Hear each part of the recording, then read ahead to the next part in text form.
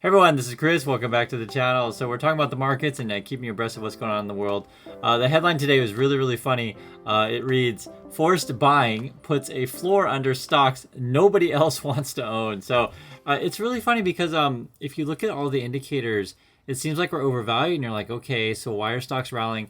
It could just be shorts covering essentially, and that's sort of what's going on here. And let me tell you why I still embarrassed, but certainly you got to make your own decisions on that. I'm just showing the numbers that I look at, and I just look at numbers.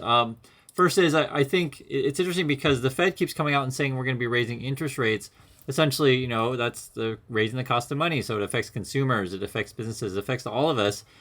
Because everyone's sort of thinking, okay, where do we put our money? What do we do with money? I'll give you a simple example. If I can tell you that you can put money in, say, a savings account with no risk, and interest rates keep going up, some people may take that bet. I'm just giving you a simple example, opposed to stocks that may be kind of risky. And businesses who rely on, say, financing debt or trying to, borrow money from people, and everyone's leveraging to essentially invest in the future. If the future doesn't look that great and the cost of money is going up, it makes it hard to sort of think and be positive. It's just sort of this what I keep saying, and sort of the thing is don't fight the Fed, right? The Fed policy says interest rates are going up. It's hard for me to be bullish on stocks. Also, too, if you take a look at Apple. Apple right now has a forward PE, I can see right here, a forward PE of 25. Now, to be fair though, that is an estimate of the future, right? The future looking 12 months, and the basic idea is like, what is the price of stock compared to how much money the company earns, right? So that's a forward PE of 25, and even if you look at the PE sitting right now at say 26ish, something of that nature, right, about mid 20s. The issue with Apple is that if you take a look at the chart of the last 10 years of what does Apple normally trade at in terms of PE, again, price of stock in comparison to, or ratio is a better way to say it, to how much a company earns. In the past, say 2016, 2014, around 2014, 16, they were trading around 10, 12 PE ratio, around 18, and even to say 2020, you're looking between 20 and 10. So like say mid-teens, high teens, but now we're trading suddenly at 25 for Apple. The question I want to ask you is, do you think Apple's growth is going to be around say 20-ish, 25%? I personally don't think so when I think that the economy is slowing. And also in the past, I've seen that Apple's traded much lower. Now, the argument that people would make will say, well, Apple's a different company now than it was yesterday or yesteryear. You can make that case, but I don't know. I just feel like who wants to buy these crazy expensive iPhones? And in fact, they didn't raise prices on iPhones, which means that they're going to be making less profits. The idea, though, is that, from my understanding, this is just my reading on it, is that since Apple didn't raise prices on their new iPhones, meaning that they thought that probably raising prices would affect demand and then no one would be buying the new ones. Also, too, they were giving price discounts on iPhones. I want to say a couple months ago, I remember we read that in China, and it was in the Chinese market only, just to try to convince people to buy more phones. So I don't know. I'm not seeing it, but that's just me, and everyone can make their own determination on that. But Apple is trading at a higher multiple than it has in the past. Also, too, the 2-year Treasury rate is actually at 3.56. That's the read that I have. It is higher than the 10-year. That usually is a signal for recession. So, again, 2-year Treasury 3.56. The 10-year Treasury is 3.33. So if you guys got different reads on this, let me know. But it's weird that we're not talking about this stuff. Like, what is going on? It's funny, too, because the headlines are also saying this kind of stuff. Bitcoin, maybe half of the trades of Bitcoin might be fake.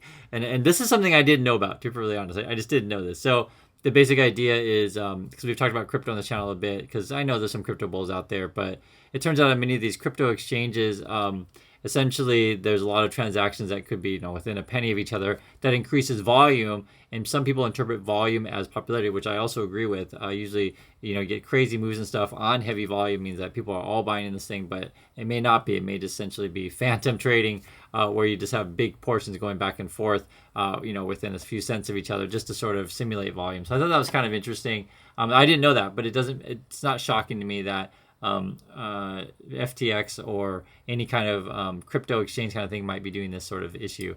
Also, too, not Trump. Elon Musk is trying to get out of his Twitter deal still. It's funny because Trump is on the mind because his whole thing with his SPAC thing is they're trying to keep that deal alive. But the argument that Elon is making is you Twittered, you didn't share all the facts with me, and therefore, I'm going to just try to get out of this. But the funny thing is with Elon, the original deal was that he's going to buy Twitter and basically forego his due diligence. He's like, I'm not going to look because I'm just going to buy it. And so it's kind of weird. He's trying to go back now and say, well, you lied to me. So, I mean, whatever the court decides, I'll be fine with. But it just feels like he's just trying to get out of the deal, which we all know he's trying to get out of the deal. Also, too, this is something we've been watching as well, is will the Chinese economy fall like a house of cards? So the basic gist of it is that if you guys understand the whole real estate problem in China, is all these people basically gave money to developers to build them a home. They would put like as much as 30% down, and then the developer would and then finance the other 70%. The developer then would use that money to essentially build homes, but they didn't complete a lot of these homes, and they're basically out of money. And the problem is right now is they need more money to finish the homes.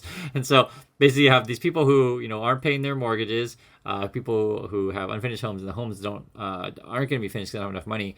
And essentially the developers need more money from the banks, but the banks are like, I'm not sure what's happening because people aren't paying their mortgages, so we don't have more money to put in the system. Like the flow of money is slowing down. So the cycle of money is not so great. Basically, it's kind of revealing this thing as kind of a Ponzi scheme where no new money means no money.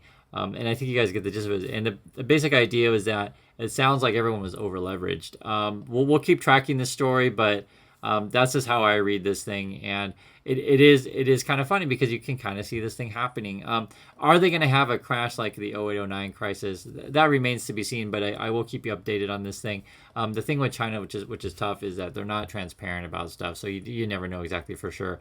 And the thing that is always sort of the way things work in China is that things get to be so bad that people get so mad they go down and protest the bank, and then it really all the facts start to come revealed. So that's just how the things work in China. It's like they're trying to hold the dam back, and then finally people get so pissed off that there's too many people that get pissed off essentially, and then the government has got to deal with it. So we'll see. I think people are still looking to see if the government is going to indeed bail out developers, and we'll see.